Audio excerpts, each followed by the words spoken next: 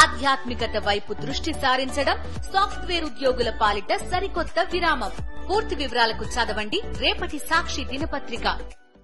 ఏమిటి 10 రోజులు పట్టింది సీఎం గారికి ఇంటికి వెళ్ళడానికి, మరి మామూలు ప్రజల పరిస్థితి ఏమిటి? బోట్ల రాజకీయం ఈ గోళ, మీరు కూడా ఆ ప్రాంతం వాసే కదా, మీకేమనిపిస్తూ ఉంది? మీకు గోపి గారికి మల్లాది గారికి అందరికి కూడా నమస్కారం. ఇప్పుడు ఈ వరదలు ఇటువంటి విపత్తులు ఎవరికైనా ప్రకృతి వైపరీత్యాలు ఎవరికైనా బాధాకరం, అందరికీ నష్టదాయకం. నేను ఎన్నోసార్లు చెప్తుంటాను, ఇటువంటి సమయాల్లో అందరూ అన్ని పార్టీలు రాజకీయాలకు అతీతంగా ఇది ఎవరు తప్పు అని ఎంచుకోవడంతో వాళ్ళ సమస్య కాదు. అవి తర్వాత ఎప్పుడో తీరిక రాజకీయాలు చేసుకోవచ్చు. కానీ ఇటువంటి పరిస్థితుల్లో ఏ విధంగా సహాయం చేయాలి, ఏ విధంగా నార్మల్సీ తిరిగి రెస్టోర్ చేయాలి, సాధారణ పరిస్థితి తీసుకురావాలి అనే దాని మీద ఎక్కువ దృష్టి ఉండాలి. కానీ దురదృష్టవశాత్తు నాకు గుర్తు 2014 ముందు కాంగ్రెస్ ప్రభుత్వం ఉంది. కాంగ్రెస్ అంటే మాకు పూర్తి వ్యతిరేకం దేశవ్యాప్తంగా. అయినా కానీ అప్పట్లో కొంత ఆల్ పార్టీ మీటింగ్స్ పెట్టి అన్ని చర్చించేవారు, ముఖ్యమైన అంశాలు. కానీ ఆ తర్వాత వైసీపీ అయినా టీడీపీ అయినా ఎవరైనా కానీ ఆ ఆల్ పార్టీ మీటింగ్స్ అనేది తీసేశారు. చర్చ అనేది లేదు. ఎందుకంటే ఒకసారి చర్చించుకుంటే అప్పుడు ఎవరు తప్పు ఎవరిది రైటు ఏదో ఒకటి ప్రజలకి తెలుస్తుంది, అందరూ మంచి సలహాలు ఇస్తారు. ముఖ్యంగా ఈ విజయవాడ ఈ ప్రాంతంలో మరి మల్లాది కృష్ణ గారి కాన్స్టిట్యున్సీలు ఎక్కువ భాగం, ప్లస్ ఆవిడ అంతా కమ్యూనిస్టులు ఒకప్పుడు బలంగా ఉన్న ఇది ఆల్ పార్టీలో వాళ్ళు కూడా ఎన్నో సూచనలు ఇవ్వగలిగేవాడు. కాబట్టి అటువంటి అంటే ఇంత హడావుల్లో ఆల్ పార్టీ మీటింగ్లు పెట్టి చేయమని నేను అంటున్నా. కానీ యాటిట్యూడ్ ఇక్కడ నీ హయాంలో ఆ తప్పు జరిగటం వల్ల ఇది జరిగింది, లేకపోతే నీ హయాంలో ఇది జరిగింది, ఆ గేట్లు ఎత్తలేదు, లేకపోతే ఈ గేట్లు మూసేశారు. సబ్జెక్ట్ ఏమో సామాన్యులకి అంత తేలికత్వం అయ్యేది కాదు. ఈ మీడియాలో ఏది వచ్చిందో అదే నమ్మాల్సి వస్తుంది. ఎవరి కాళ్ళకి అనుకూల మీడియాలు మాట్లాడుకోవడం తప్పితే నిష్పక్షపాతమైన మీడియాలు చాలా తక్కువ ఉన్నాయి. సరే, ఏది ఏమైనప్పటికీ ఇక్కడ ఎక్కువ పబ్లిసిటీ దీనికోసం మన రాష్ట్రంలో ఈ రకంగా జరుగుతుంది. అంటే రఘునాథ్ బాబు గారు, మీ స్వరం చాలా మార్పు వచ్చింది, అర్థం చేసుకోగలం. ఎందుకంటే మీరు దాంట్లో భాగస్వామి కాబట్టి. ఇప్పుడు ప్రచార ఆర్భాటం ఎవరు ఎక్కువ చేస్తున్నారు, చంద్రబాబు గారైనా కాదా? ఆయన బస్సులో ఉండాల్సిన అవసరం ఏమైనా ఉందా? పక్కనే ఇల్లుంటే ఇల్లు మునిగిపోయిందా లేదా? బురమేరులో ఆక్రమణ తొలగించడానికి ముందుగా ఆయన ఇల్లుని అక్కడి నుంచి ఖాళీ చేయాల్సిన అవసరం ఉందా లేదా?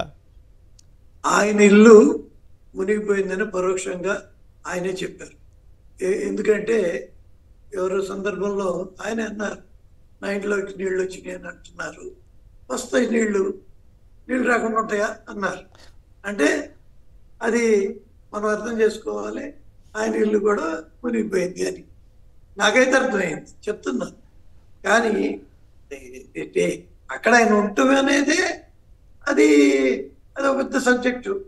ఎందుకంటే అప్పట్లో దేవినేని ఉమామహేశ్వరరావు గారు అలా బోట్లలో వెళ్ళి ప్రసారాలు కూడా తీసుకెళ్ళి ఇక్కడ ఇళ్ళు ఉండకూడదు, నోటీసులు ఇస్తామని అంటాం. దాని తర్వాత వచ్చినాక అది ఆగటం, ఇక అది ఒక సబ్జెక్టు. తర్వాత 5 ఏళ్ళు వైసీపీ ప్రభుత్వం మరి కోర్టుల్లో తెచ్చుకొని ఇంకోటి తెచ్చుకొని దాన్ని కంటిన్యూ చేస్తున్నారు. నాకు అప్పుడప్పుడు అనిపిస్తున్నాయి, హైదరాబాద్లో ఈ హైడ్రా వాళ్ళు ఎలా కొట్టేస్తున్నారు, ఇక్కడ ఎలా ఆగిపోయినాయి.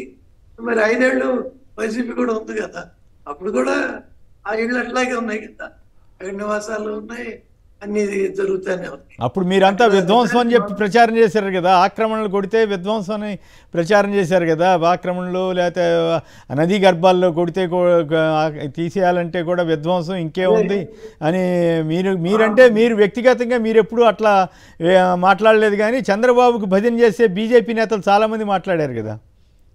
మా పార్టీకి కూడా అక్కడ ఓ స్థలం ఇస్తే ఆయన అవును గంగరాజు గారు ఇచ్చారు. అవును ఇస్తే అప్పట్లో వెంకయ్యనాయుడు గారు ఆ కేంద్ర మంత్రిగా శంకుస్థాపన చేశారు. అవును తర్వాత చేసే టైంకి తెలిసింది ఇది అదేంటి FTL లో ఉంది.